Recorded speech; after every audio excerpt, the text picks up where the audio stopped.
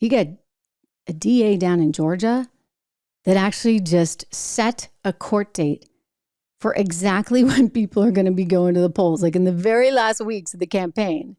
She wants Donald Trump to be on the stand there in her courtroom in Georgia. I mean, at least the federal case, they had the decency to say, okay, we're going to do it March 2024 after the election.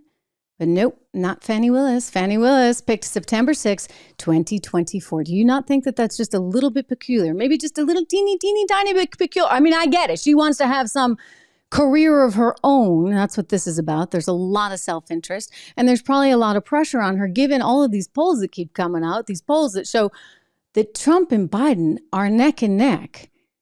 I mean, none of this is very good news for Biden. Everybody keeps saying he's too old. He's too old. He's too old. That was the headline out of the AP poll that just came out. But there's a whole series of them, and they're really close. I mean, in one, that you get Biden ahead by 1 point. In the Emerson College poll, you get Trump ahead by quite a few points. I think about 5 points, and he's been getting better and better in all of this polling ever since, well, what do you know? They announced another indictment. It's like the more they do, the more he succeeds. Meanwhile, speaking of success, he has earned some $7+ million off of merch, because of this mugshot I do believe I showed you earlier. So this mugshot that people are totally all over is now printed on hats, on T-shirts, and they get the prisoner number there, and people are saying, it's number 24. So he's making money for his campaign on this one. But back to the polling data. I think this is what makes so many Democrats really, really nervous, because they just can't allow him to win, right? Like they did everything they could to break the rules before to make sure that he couldn't win in terms of those 51 former spies, kind of big guys with lots of clout coming out and saying, this is nothing but misinformation. I mean, at some point, it's like the little boy who cried wolf. You keep telling us that this is wrong and it turns out to be right, or this is right and it turns out to be dead wrong. Kind of like the dossier, right? You were so convinced of that. And we had John Brenner and all those people, Bremer and many, many others, right, going on MSNBC nonstop. You had the conspiracy theories being threaded together nonstop every single night to entertain the American population and hopefully score a few Nielsen ratings. And yet it turns out that was all wrong. And so voters are like, I've had it.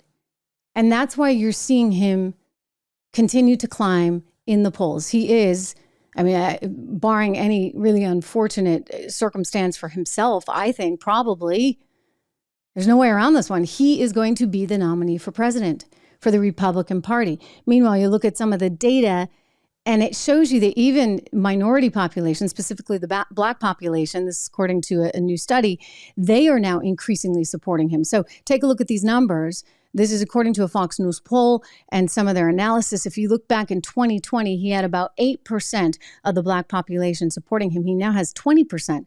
What's that about, really? Other than we have such a lousy economy. Joe Biden made all the promises in the world. He has not fulfilled any of them. Inflation is through the roof. And you have people saying, okay, enough. Here is an African-American voter down in Georgia speaking out when all this was going down in Fulton County. If you have seen this, it's interesting to just watch again. If you haven't, take a look. I'm here to support President Trump. You want to know why I'm here to support President Trump? Because they done did black men like this for decades. Make up charges and put them, so I know Trump is innocent. I support Trump against this corrupt, two-tiered justice system. That's why I'm here to show my support as a black man for Trump. And I'm wearing my shirt for Trump 2024, and I mean that. What do you think about the indictment? It's a bunch of bullshit. It's going around the country. You know, Fani Willis, she went to school with my sister. She's full of shit. So she's a puppet for the white liberal that is controlling everything. She's in front, but the white liberal back there pulling those strings, telling her what to do. That's what I think about her, making a fool of herself. Do you think it's going to help his election? Of course it is. You heard that. He goes on to say, of course it's going to help his election. I think that, the problem, it doesn't matter at some point, right? Like we got to get away from the whole skin color, like what, sex you are, what, gender you identify with. At some point, like we are all just human beings who want to have a chance, an opportunity for success in this world.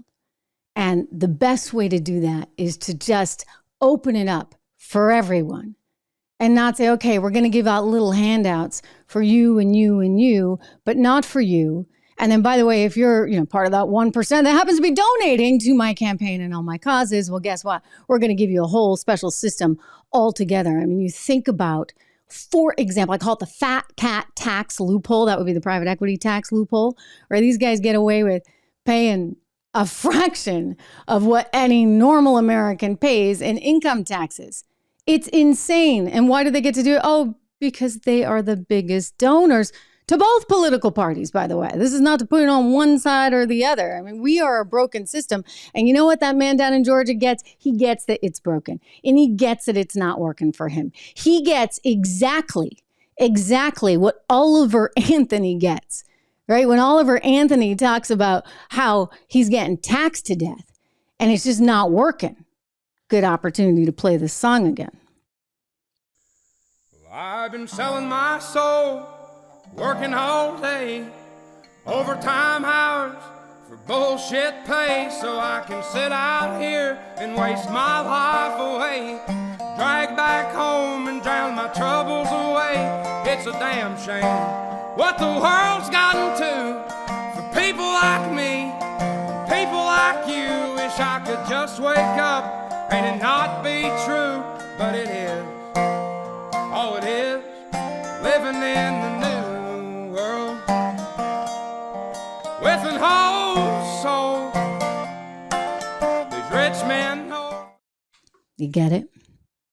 You see, this is so much bigger than color, sex, political party. What we are hearing universally is that people want to be treated as people. Hey everyone, Trish Regan here. If you enjoyed that clip, please do me the favor of subscribing to the channel. Just hit that little subscribe button right over there. Did I do that right? Not quite, but you know where it is. Subscribe to the channel, hit the bell so that you get the alerts, and I'll see you back on the show.